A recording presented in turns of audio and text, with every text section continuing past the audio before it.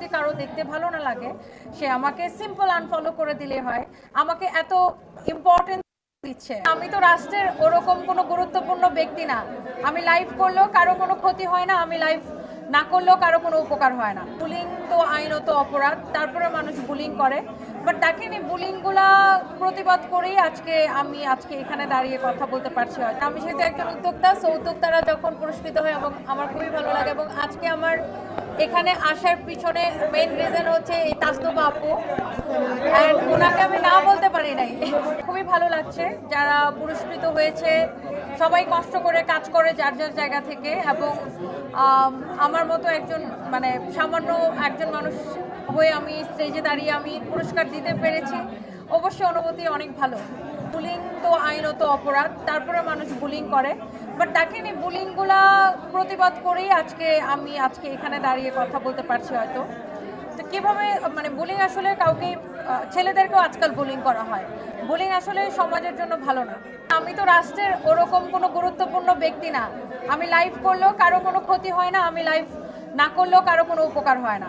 আর এটা আমার ব্যবসা প্রতিষ্ঠান। ওই সময় কি কোনো ব্যবসা প্রতিষ্ঠান, কোনো অফিস আদালত, স্কুল কলেজ কোনো কিছু কি বন্ধ ছিল? বাজার ঘাট মার্কেট সব কিছু খোলা ছিল। সো আমার ব্যবসা প্রতিষ্ঠানের সাথে যেহেতু হাজার হাজার মানুষ জড়িত, সো আমাকে যাই হোক না কেন আমার অবশ্যই যে ঘটনাটা ঘটেছে সেটার জন্য আমরা সবাই মর্মাহত, আমরা সবাই দুঃখিত, আমরা সবাই আহত। কিন্তু বিষয়টা হচ্ছে একটা ব্যবসা প্রতিষ্ঠান বন্ধ করা তো কোনো সলিউশন না। যারা এটা নিয়ে ট্রল করে, আমার কোয়েশ্চেন হচ্ছে আমি তো রাষ্ট্রের এমন কোনো গুরুত্বপূর্ণ ব্যক্তি না যে আমি লাইভ করলেই কি আসা যায় আর না করলেই কি আসা যায়।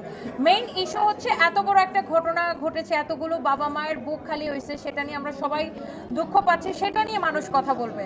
এখন আমি লাইভ করছি কি করছি না সেটা নিয়ে মানুষের এত কেন মাথা ব্যথা? আমার কথা হচ্ছে যে আমাকে যদি কারো দেখতে ভালো না লাগে সে আমাকে সিম্পল আনফলো করে দিলে হয়। আমাকে এত ইম্পর্টেন্স দিচ্ছে, এটা কি শুধুমাত্র জেলাসি থেকে কিনা, I really don't know. But আমার এটা কাজ, এটা আমার প্রফেশন।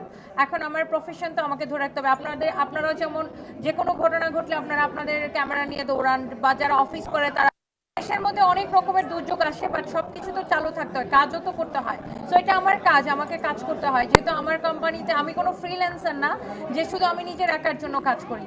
আমার কোম্পানির সাথে হাজার হাজার মানুষ জড়িত, আমাকে সবার কথা ভেবে কাজটা চালিয়ে রাখতে হয়, মনের মধ্যে যাই চলুক না কেন।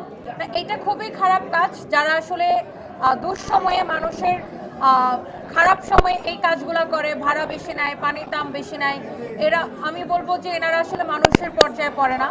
খারাপ সময়ে আসলে মানুষকে আরও হেল্প করা উচিত, ওই সময় টাকা নেওয়াই উচিত না, বা নিলেও ন্যায্য দামটা নেওয়া উচিত।